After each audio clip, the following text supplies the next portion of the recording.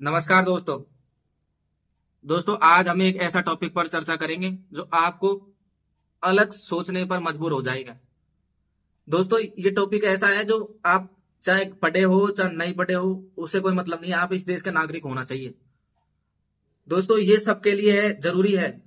क्योंकि दोस्तों, हमको आदि सी कानून व्यवस्था के लिए, आधा सिस्टम के लिए हमको कोई पता ही नहीं रहता।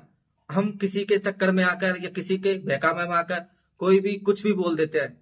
लेकिन दोस्तों, आपने कभी सोचा है कि आपके लिए ये सरकार फ्री में इतना कुछ क्यों देती है? आपको दवाई गोली देती है, हॉस्पिटल में आपका इलाज फ्री में किया जाता है, आपको अनाज फ्री में दिया जाता है, आपको 5 रुपए में भरपेट खाना दिया जाता है, आपको कम से कम रेट पर संसाधनों का उपयोग किया जाता है, कम से कम रेट पर ट्रेन का किराया किया जाता है। ऐसा क्यों? दोस्तों, आपने कभी सोचा है कि ये सरकार हमारे लिए क्यों करती है? दोस्तों, मैं बताता हूं आपको। ये अधिकार हमको मिला है और ये हमारा ऐसा अधिकार है जो हमारा कोई भी इसको हनन नहीं कर सकता। दोस्तों, ये मूल अधिकारों में से ऐसा मूल अधिकार है जो कोई भी किसी भी परिस्थिति में इसको छीन नहीं सकता। आपने आर्टिकल 20, आर्टिकल 21 के बारे में सुना होगा। नहीं सुना होगा तो मैं बताता हूं।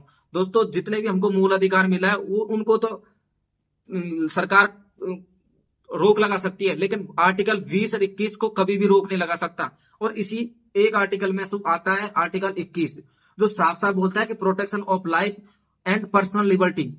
इसका हिंदी में मतलब होता है प्राण दैहिक स्वतंत्रता का संरक्षण। दोस्तों, यह ऐसा अधिकार है जो हमको कोई भी छीन नहीं सकता हमसे। अगर सरकार ने इसके खिलाफ कानून बनाने की कोशिश करी या अधिकार को छीनने की कोशिश करी तो सरकार का कानून निरस्त हो जाएगा। दोस्तों, जीने का अधिकार जो ऐसा अधिकार है जो किसी भी देश के संविधानों ने हमको दिया नहीं, लेकिन हमारे संविधान ने इसके बारे में प्रावधान किया गया है।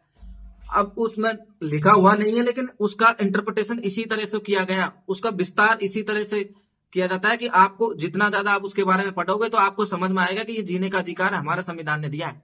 दोस्तों, आपने हमेशा सोचा होगा या आपके आसपास के माहौल में आपके बोलते हुए देखा होगा कि कोर्ट तो और न्यायपालिका तो हमेशा पैसों के लिए होती है, पैसे वालों को न्याय मिलता है, गरीबों का तो कोई नहीं होता। लेकिन ऐसा कुछ नहीं है दोस्तों।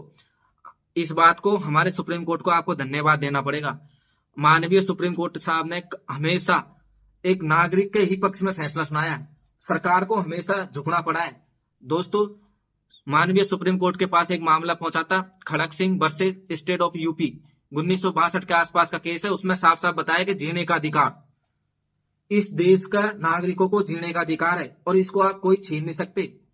दोस्तों, ऐसा ही एक मामला पहुंचा था, जो आप अपन को दवाई गोली देते हैं वो पहले नहीं मिलती थी, लेकिन जब सुप्रीम कोर्ट के पास मामला पहुंचा था, सुप्रीम कोर्ट ने बोला था कि परमानंद खटारा वर्सेस यूनियन ऑफ इंडिया का 1989 में केस पहुंचा था। उसमें साफ साफ सुप्रीम कोर्ट ने बोला है कि आपको दवाई गोली देनी पड़ेगी, आपका इलाज कराना पड़ेगा फ्री में, आपको पब्लिक का ध्यान रखना पड़ेगा। तभी उसके बाद में सरकारों ने ऐसी योजना बनाई कि ताकि लोगों के पास अधिक से अधिक सहायता मिल सके। और दोस्तों, आपने हमेशा सोचा होगा कि पब्लिक पैलेसों पर ये स्मोकिंग क्यों रोक लगाते हैं, किस क्या नुकसान। दोस्तों, लेकिन इसका भी रोक और इसका भी कानून हमारे सुप्रीम कोर्ट के थ्रू ही बना है। दोस्तों, इसका मामला भी एक इसका Murli S Deora versus union of India 2002 का मामला था। उसमें भी साफ साफ बोला था कि कोई भी पब्लिक पैलेस पे, सार्वजनिक स्थानों पर कोई भी गुटखा, सिगरेट, किसी भी तरह का स्मोकिंग धूम्रपान नहीं कर सकता, क्योंकि जो नहीं करते हैं उसको ज्यादा परेशानी होती है, इसलिए उन पर रोक लगाई है। हालांकि अभी भी चलता है, क्योंकि लोग करप्शन की वजह से कार्रवाई तो करते नहीं है। तो दोस्तों, आपने सोचा होगा कि ये इंटरनेट इंटरनेट हमको क्यों दिया जाता है, सरकार से क्यों डेवलप किया जाता है। दोस्तों, ये भी हमको 2017 में हमको मूल अधिकार बना दिया गया है हमारा सुप्रीम कोर्ट ने।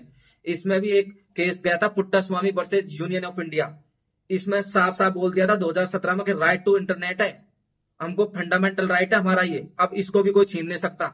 दोस्तों, बहुत सारे केस ऐसे पहुंचे सुप्रीम कोर्ट ने हमारे ही पक्ष में फैसला दिया हमेशा। तो इस बात को हमको सोचना चाहिए और हमारे कानून व्यवस्था के बारे में जानना चाहिए आपको। आप हमेशा दूसरे के चक्कर में आके या किसी भी चक्कर में आके यहाँ पे ऐसा गलत बोलते रहते हो। लेकिन दोस्तों, आपको कानून तो आपको जानना ही पड़ेगा। लेकिन हमने कसम खाई है कि आपको पूरा कानून जो भी आपके जीवन में बेसिक जरूरत होती है उसको हम सिखा के रखेंगे आपको। दोस्तों, आपको पता होगा कि ये आर्टिकल ऐसा है जो आपको शिक्षा का अधिकार भी देता है। इसमें अमेंडमेंट हुआ था 1986 अमेंडमेंट, 86वां संशोधन किया था इसमें संविधान में। 2000 के आसपास का संशोधन है ये, मुझे याद नहीं आ रहा। दोस्तों, इसमें जोड़ा गया था कि आर्टिकल 21A इसमें बताया गया कि शिक्षा का अधिकार भी मूल अधिकार है। 14 वर्षों से कम बच्चों को निःशुल्क शिक्षा दी जाएगी। कोई भी आपको स्कूल से वंचित नहीं कर सकता। आपको किसी भी तरह से आपको ऐसा नहीं कर सकता कि आपके पास पैसे नहीं है तो आपको एग्जाम देने से रोक दिया आपका 14। दोस्तों, ये आर्टिकल ऐसा है जो आप जितना ज्यादा आप इसको पढ़ोगे, जितना आपको कानून के प्रति आपको जागरूक होगा। और दोस्तों, आप किसी भी देश के नागरिक हो, उस देश का आपको कानून आना चाहिए, क्योंकि कानून की डेफिनेशन में यह आता है कि आपको अगर किसी भी तरह की सहायता लेनी है आपको, या आपके साथ अन्याय हुआ है, आपको न्याय लेना है, तो आपको कोर्ट आना ही पड़ेगा दोस्तों। और आपको कानून के बारे में जानना ही पड़ेगा। दोस्तों, उस कानून में क्या साफ साफ लिख रखा है, उसमें एक सेंटेंस और है, इग्नोरेंस ऑफ लॉ। ये कोई मायने नहीं होता। आप ऐसा नहीं बोल सकते कि मेरे को कानून की जरूरत नहीं है। आप रिसर्च करो, आपके पास मोबाइल है, आप पढ़ो कानून को। भारतीय संविधान की बुक तो 3-4 रुपए में आ जाती है, उसको बारे में पढ़ो आप। और आर्टिकल 21 को तो विशेषकर पढ़ो आप। और दोस्तों, ऐसे ही हम बताते रहेंगे आपको। और जैसे पर्यावरण पे भी आपने सोचा होगा, पर्यावरण के बारे में। दोस्तों, पर्यावरण के बारे में बहुत सारे केस पहुंचे थे। MC मेहता के केस पहुंचे थे। वो ऐसा पर्सन था जो ताजमहल की सुरक्षा से लेकर हमारी सुरक्षा से पूरा पर्यावरण के बारे में ऑब्जेक्शन किए थे इन्होंने। सुप्रीम कोर्ट के पास 10 बार केस किया था कम से कम। इसने 1986 से करने लग गए थे। इसके पक्ष में हमेशा सुप्रीम कोर्ट ने फैसला दिया कि आदमी की हेल्थ जरूरी है, उसको साफ हवा मिलनी चाहिए, उसको साफ पानी मिलना चाहिए। और साफ हवा के लिए जितने भी गलत काम हो रहे हैं, पर्यावरण के खिलाफ काम हो रहा है, वो सबको खत्म करे सरकार, उन पर रोक लगाए और एक आम नागरिक को स्वस्थ बनाए, उनको साफ हवा उपलब्ध कराई जाए। दोस्तों, इसलिए हमारा संविधान दुनिया के संविधान से अलग है, हमको पूर्णतः अधिकार देता है। इसलिए हमको गर्व है इस संविधान पर। जय हिंद, जय भारत।